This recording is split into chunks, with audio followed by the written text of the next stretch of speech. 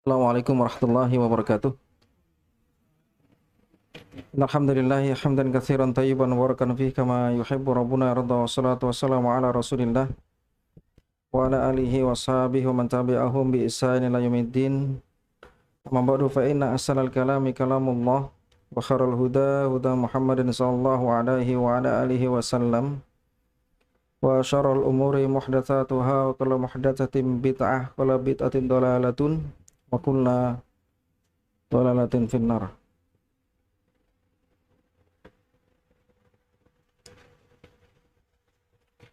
Kaum muslimin muslimat rahmati Allah Subhanahu wa taala. Alhamdulillah kita memuji Allah Rabbul Izzati wal Jalalah, di mana Allah Subhanahu wa taala mudahkan kita untuk melangkahkan kaki kita menuju masjid, ya. Ini kemuliaan yang Allah Subhanahu wa taala berikan. Jazakallahu khairan.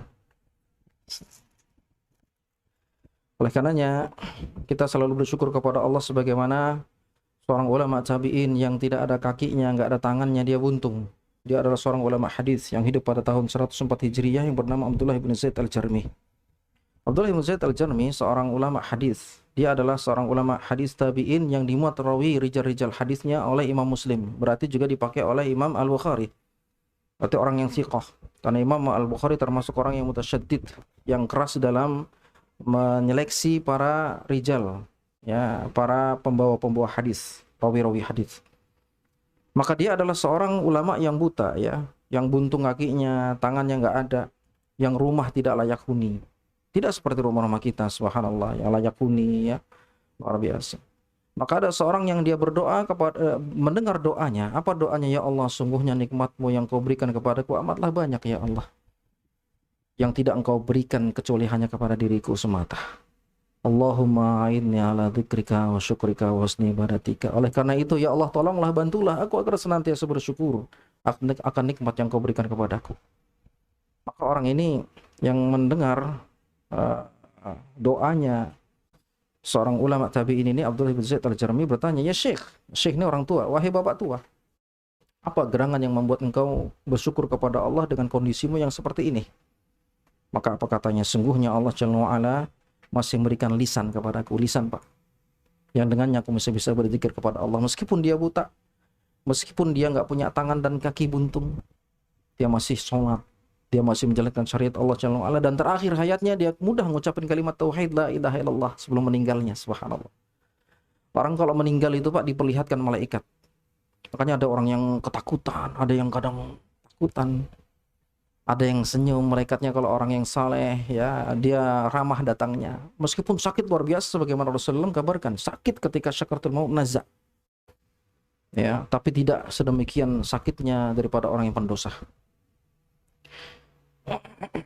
Oleh karenanya kita berusaha, ya, di sisa umur yang Allah berikan kepada kita ini untuk selalu memanfaatkan waktu, ya. Apa yang bisa kita manfaatkan untuk beramal saleh, ya. Karena ini adalah cita-cita orang yang ketika didudukkan oleh malaikat untuk bertanya, malaikat kepadanya ketika pengantarnya, ya, satu demi satu meninggalkannya dari kuburan, ingin ditanya, man rabbuka, siapa Tuhanmu, didudukkan, Pak. Dalam riwayat Imam Abu Dawud itu didudukkan, malaikat mendudukkan orang ahli kubur. Bukan bertanya tanya jawab dengan bertelekan tiduran, enggak. Didudukkan, dipaksa didudukkan, subhanallah. Diajarkan adab, ya, dipaksa duduk. Nah, ketika dia didudukkan, dia berkata, qala rabbi laul akhartani ila ajalin qarib fa asaddaqa minas shalihin. Ya. Ya Allah, seandainya Kau tangguhkan umurku, meskipun sesaat aja, aku pasti akan menjadi orang yang saleh. Ingin menjadi amal saleh, ingin melakukan amal saleh, subhanallah. Bukan dia, aku ingin menjadi seorang raja. Aku ingin ini dan itu. Dia tinggalkan semua perkara dunia, dia tinggalkan bertemu dengan istrinya meskipun dia lama, gitu, ya. Dia ingin beramal saleh. Karena tahu di balik kematian ada adab kubur, ada nikmat kubur, adanya padang mahsyar, adanya jembatan sirat. Ya, itu yang membuat orang yang sudah dia menyaksikan ingin hidup kembali orang yang telah meninggal. Adapun kita yang masih hidup, iman sama yang gaib. Ya, wajiban kita untuk beriman kepada Allah. Oleh karenanya semangat kita untuk beramal saleh. Oleh karenanya dalam kitab Bahjatun Nadhirin sering kita ingatkan agar kita ini motivasi beramal saleh, Pak. Jangan remehkan amal saleh yang kecil. Oleh tadi, ya, diperlihatkan kepada kata Nabi SAW, ya, amalan umatku, ya, hasanuha wa sayyi'uha, yang baik dan yang buruk. Wajadtu min mahasini a'maliha ya al-adha yumatu anitorik. Diperlihatkan amalan yang paling baik dari umat ini. Nabi SAW diperlihatkan, ini hadis riwayat Muslim, diperlihatkan amalan umat ini, diperlihatkan kepada Nabi SAW yang baik dan yang buruknya. Kemudian aku dapati amalan yang baiknya di antara sekian yang baik dari amalan umat ini, menghilangkan gangguan di jalan. Makanya semangat Pak, ada ganggu, ada batu, antum turun sebentar di motor. Ya kan ada apa gitu ya, gangguan di jalan, antum turun. Jangan remehkan amalan yang kecil bisa membuat buah yang besar kelak di akhirat, yang bisa menyebabkan kita masuk ke dalam jannah. Allahumma amin. Ini ya, luar biasa ya. Oleh karenanya Nabi SAW bersabda, la tahqiranna minal ma'rufi syai'an wala antalqa akhaka bi wajhin taliq wa fi riwayatin wajhin talqin. Jangan kamu remehkan amalan yang kecil, amalan yang baik, meskipun hanya sekedar bertemu dengan saudara kita wajah yang berseri-seri. Sedekah. Ya, ini amalan kecil bukan diremehkan Pak, amalan kecil. Ternyata amalan yang diremehkan manusia ini berbuah besar pahala yang paling baik nanti di akhirat, ini tampakkan Nabi SAW. Makanya jangan remehkan amalan kecil, jangan remehkan. Saya sering kita ingatkan cerita Zubaidah ya kan, dia adalah imra'atu Harun ar-Rasyid, istri Harun ar-Rasyid. Dia kasih minum jamaah haji, bayangkan ribuan jutaan jamaah haji dikasih minum. Kita kasih minum di pondok aja galon aja wes nggak mati kita. Galonnya banyak kan? Misalnya ada 30 ya Pak ya. Lebih 260. Wah itu kadang keteteran kita, 60 kali berapa udah keteteran. Ini jamaah haji jutaan. Antum kalau nggak percaya nantilah antum kalau punya pondok, antum ada santri ya 100 gitu ya, kasih minumnya bingung, antum airnya udah bingung tuh. Itu baru air. Ini dia kasih minum atau kasih makan gitu ya, jamaah haji jutaan jumlahnya. Ketika dia bermimpi, ingat kata Ibnu Abbas, kita sering ingatkan ya, inna arwahal amwat wal ahya taltaqi fil manam. Kata Ibnu Abbas, ruhnya orang yang mati dan hidup bertemu dalam mimpi, mimpi yang hak, mimpi yang betul. Ya, maka ditanya, apa yang Allah lakukan terhadap amalanmu yang begitu hebat wahai Zubaidah? Ya, yang tidak bisa dilakukan kecuali orang yang kaya. Karena dia istri Harun ar-Rasyid, seorang khalifah. Allah nggak terima amalku itu. Begitu amal yang besar nggak diterima sama Allah, Pak. Subhanallah. Kita nggak tahu amalan mana yang terima Allah Subhanahu. Tapi Allah maafkan dosaku, ampunkan dosaku. Dari sebab apa Allah ampunkan dosa? Sebab sholat 2 rakaat malam yang dia nggak anggap. Nggak ada dia dilihat orang. Sholat 2 rakaat, entah sholat ba'dal wudu, entah sholat entah sholat yang sunnah yang lainnya. Itu Allah terima, dengan sebab itu Allah ampunkan dosanya, Allah masukkan ke dalam jannah. Inilah ya, orang yang meninggal, dia ingin hidup kembali meskipun saat dia ingin sujud. Subhanallah. Oleh karenanya kita bersyukur kepada Allah, Allah kasih umur kita masih Pak ya, untuk beramal soleh yang tidak bisa dilakukan orang yang sudah meninggal. Seperti taklim, ya kan, pergi ke masjid didoakan oleh malaikat, bayangkan. Innal alim la yastaghfiru lahu man fis samawati wa fil ardi hatta al-hitan fil ma, kata Nabi sallallahu alaihi wasallam. Ya, hadis sahih kata Abu Daud dan yang lainnya. Orang yang berilmu, termasuk orang yang menimba ilmu agama, yang mengajarkan, menimba ilmu agama, mencari ilmu agama, datang ke taklim, doa, masuk, didoakan oleh para malaikat. Penduduk langit mendoakan dia, Allah maafirlah. Apa doanya? Bukan doa mudah, Allah maafirlah, ampunkan dosanya ya Allah. Buat ya. Makanya kita kalau taklim, meskipun jamaahnya cuma 1, 2, udah lanjut aja insya Allah. Asal kita masih sehat, lanjut aja. Mungkin ada dia mungkin bisa hadir di majelis itu, di tempat yang lain dia nggak bisa karena waktunya. Amalan luar biasa. Ayo kita nih semangat, gitu kan? Allah bisa mampu ya, kita mampu. Apalagi jalan kaki, subhanallah, berapa kali jalan kakinya, subhanallah. Tinggal luruskan niat, ikhlas karena Allah. Manusia itu biasa Pak ya, pengen dipuji itu biasalah, pastilah ada dipuji. Cuman itu dihilangkan, kita belajar tauhid, kita lawan itu. Ya Allah, luruskan niatku lagi ya Allah. Dilawan, ketika ada perlawanan itu maka riya, sum'ah dan ujub nggak manfaat, nggak bisa merusak amal tersebut. Asal dilawan Pak, jangan berlezat-lezat di dalamnya. Lawan, pasti ada itu Pak. Terutama dai berat. Ya. Sufyan Ats-Tsauri, seorang ulama hadis, dia dai ya, ustaz. Ya, berat dia Pak. Apa katanya? Ma'alastu syai'an asyaddu minan niyah. Ya, tidak ada sesuatu yang berat bagiku, kata Sufyan Ats-Tsauri. Siapa Sufyan Ats-Tsauri? Gurunya Imam Syafi'i, seorang ulama tabi'in hadis. Tidak ada yang berat bagiku kecuali niat. Niat tuh berat, Pak. Apalagi seorang dai, seorang muhaddis. Oh berat, subhanallah. Cuman ada riya sum'ah, dilawan. Baca doa sering kan 3 kali dalam seharinya. Sebagaimana dalam riwayat Hasan, ya kan, Allahumma inni a'udzubika an usyrika bika wa ana a'lam wa astaghfiruka lima la a'lam. Bukankah doa ini doa, dan doa adalah ibadah. Ingat nih, kalau kita sudah ingat akan kematian, ya kan, duduk di kubur sendirian, nggak ada lagi siapa-siapa, ya kan. Aduh, semangat lagi kita sudah, yang tadinya kita lemas, tadinya kita sudah loba.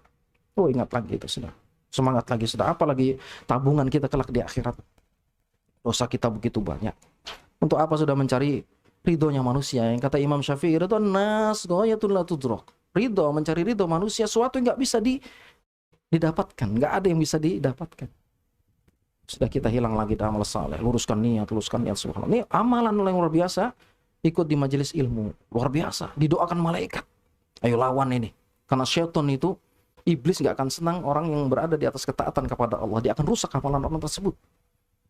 Apa kata Amr bin Qais al-Mula'i, seorang ulama tabi'in, ya, dia menyebutkan qala iblis berkata, man kunna fihi salasun man kunna fihi adraktu minhu hajati. Siapa yang dia masuk dari 1 yang 3, maka kebutuhanku, hajatku terpenuhi padanya, kata iblis. Amr bin Qais al-Mula'i menyebutkan, seorang ulama tabi'in ini. Apa yang pertama? Man istaktsara amalahu wa nasiya dzunubahu wa ajaba bi ra'yihi. Pertama, dia banyak melakukan amal soleh orang tersebut. Dengan banyaknya amal soleh tersebut ada ujub.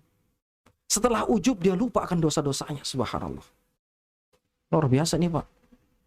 Ujian berat, Pak. Antum di atas ketaatan belum tentu selamat, belum tentu, Allah, belum tentu. Ya.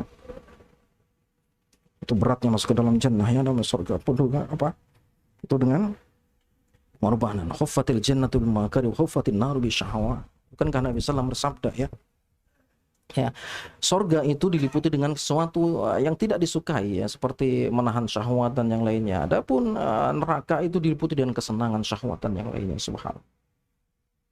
Ya. Karena tidak demikian, ya, ujian hidup pasti ada.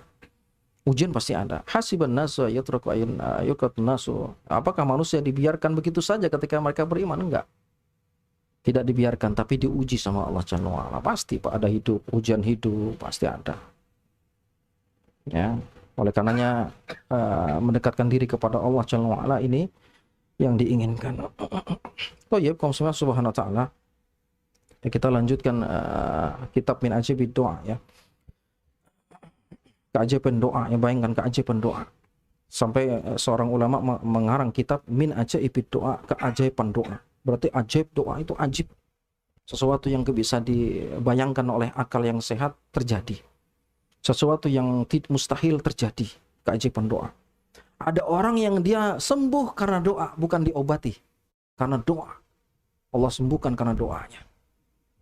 Luar biasa doanya, makanya antum menggantungkan hanya kepada Allah Subhanahu wa taala dalam berdoa. Yad'u limuqa'adah 20 sana fatasqa. Bacanya muqa'adah, ya, bukan maqa'adah. Kalau maqa'adun sama muqa'a itu beda. Kalau maqa'adun itu kursi, ya. Makanul julus atau makanul qu'ud itu maqa'adun. Tapi kalau dibaca fathahnya, dibaca dhammah, muqa'adun, itu artinya apa? La yastati masya atau a'raj, lumpuh. Beda sedikit tuh bacaan harakatnya. Dalam bahasa Arab demikian, ya. Yad'u li muqa'adah, karena dia isim maf'ul, ya, isim maf'ul dari aqa'ada. Jadi muqa'ad jamaknya muqa'adun, kalau perempuan muqa'adat. Berdoa untuk apa? Limuqa'adah, untuk seorang wanita yang lumpuh. Gitu terjemahannya. Berdoa, berarti ada orang yang mendoakannya untuk wanita yang lumpuh selama berapa tahun lumpuhnya? 20 sanah, 20 tahun. Fatasqa, Allah sembuhkan, subhanallah. Oh, ini lumpuh, Pak. 20 tahun ada seorang yang berdoa untuknya, Allah sembuhkan lumpuhnya selama 20 tahun. Bagaimana ceritanya? Disebutkan di sini, motivasi kita berdoa kepada Allah ya. Qala Abbas Ad-Duri, ada kacamata baca gak ya? Ada yang baca nggak? Anda mendak bawa tadi. Kayaknya sama dah. Ini Pak. Si Pak ya. Sama. Bismillah. Wah, terlalu besar Pak. Beda. Si Pak. Ya dah lagi, nggak apa-apa. Ya gini aja.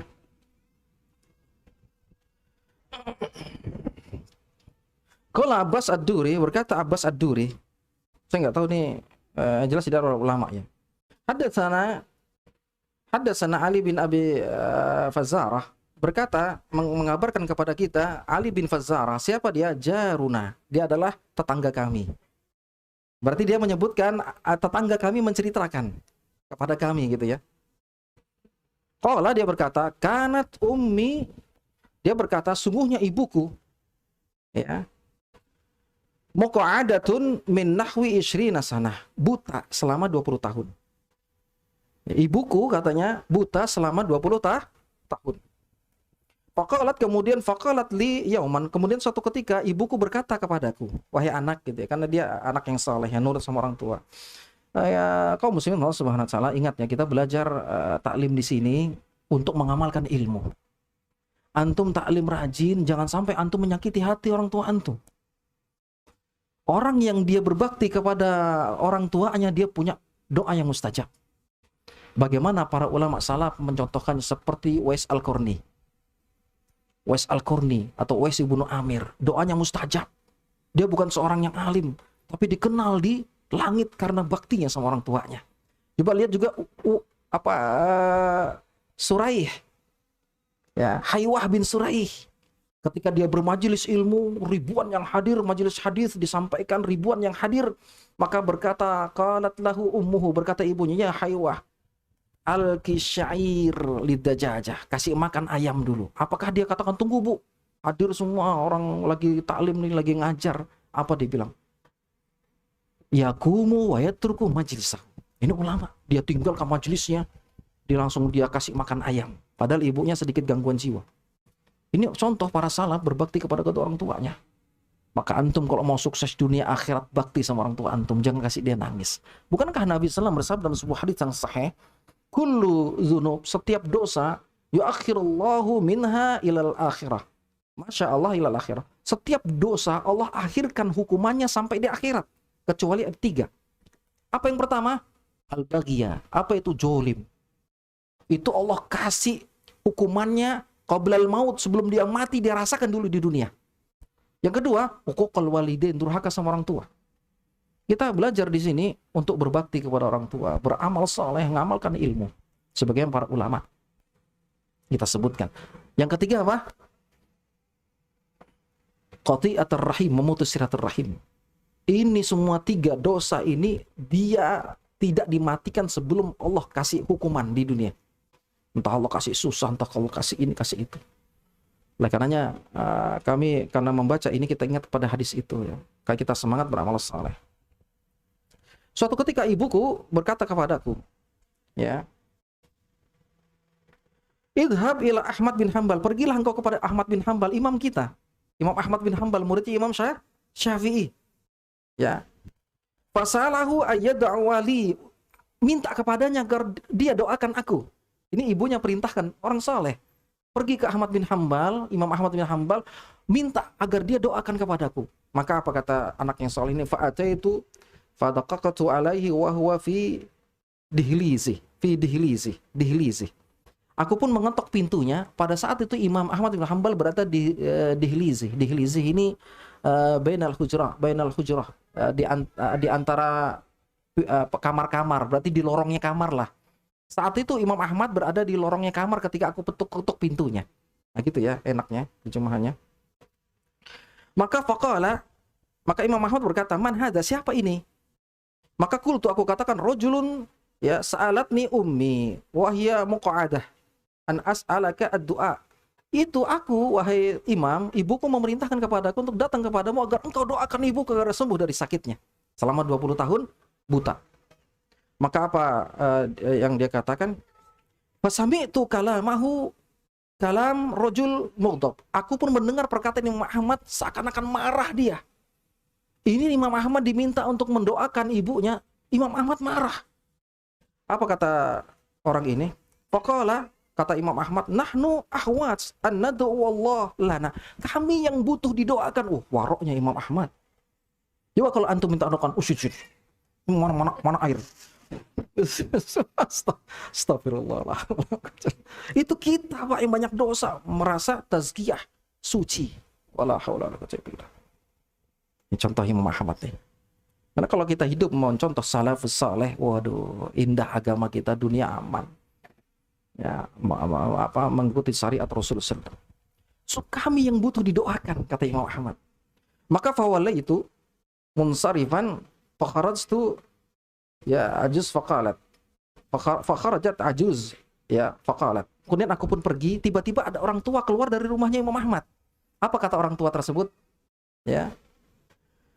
Qattarak tahu ya yad'u laha. Engkau tinggalkan Imam Ahmad dalam keadaan engkau marah seakan-akan dia enggak mendoakan dia. Ketahuilah sungguhnya dia telah mendoakan ibumu dalam keadaan diam-diam. Oh, diam-diam menyembunyikannya. Ingat hadis Nabi sallallahu alaihi wasallam, Sofwan bin Abdullah bin Sofwan, dia menantunya Abu Darda. Dia mengatakan, qadimtu Syam, suatu ketika aku pergi masuk ke Syam, fa'ataitu Abu Darda falam ajidhu. Aku mau nemuin bapak mertuaku Abu Darda, tapi nggak dapatin dia. Fawajadtu ummahu. Tapi aku dapati ibu mertuaku. Maka ibu mertuaku berkata, aturidul hajjah, aturidul hajjah. Engkau mau naik haji ya wahai menantu? Apa katanya? Fakultu na'am. Ini hadis riwayat Muslim. Iya. Maka apa kata mertua perempuannya? Ud'ullaha lana bi khairin. Doakan kami kebaikan. Padahal istrinya seorang sahabat Abu Darda minta doakan kepada menantunya yang mau naik haji, karena safar saleh itu doanya mustajab. Orang yang safar saleh doanya mustajab. Kenapa? Fa innan nabiyya, maka dia sampaikan ke ibu menantunya kepada Sofwan ini. Karena fa innan nabiyya sallallahu alaihi wasallam yaqul, karena Nabi sallallahu bersabda, ya seorang yang berdoa, seorang muslim mendoakan untuk saudaranya bi dhahril ghaib, yang tidak ketahuan mendoakannya, mustajabatun, doanya mustajab. Kenapa? Karena malaikat berada inda ra'sihi, berada di sisi kepalanya, malaikat muwakkal. Kullama da'a li akhihi bi khairin, selama dia mendoakan saudaranya tanpa sepengetahuan dia dengan kebaikan, qalal malakul muwakkal bihi amin. Maka malaikat yang ada di sisi kepalanya mengatakan amin. Siapa yang mengaminkan? Malaikat. Makanya doanya mustajab. Kemudian malaikat mengatakan walaka bimislin, engkau pun mendapatkan doa sebagaimana doa yang kau doakan untuk saudaramu. Enggak rugi Pak, kita doakan saudara kita enggak rugi. Contoh misalnya doakan siapa, Pak Herman, ya Allah mudah-mudahan Pak dia jadi presiden. Antum juga didoakan, mudah-mudahan dia jadi khalifah, mudah-mudahan dia jadi ini, ya kan? Ya kan? Ya kan Abah Hadid kan? Ya, kalau Abah Hadid doakan dia mudah-mudahan istrinya langsung 4. Misalnya. Itu pembahasan lain. Mudah-mudahan si Bahri mendapatkan istri yang cantik, ya kan, yang soleha. Ya, enggak rugi, Pak.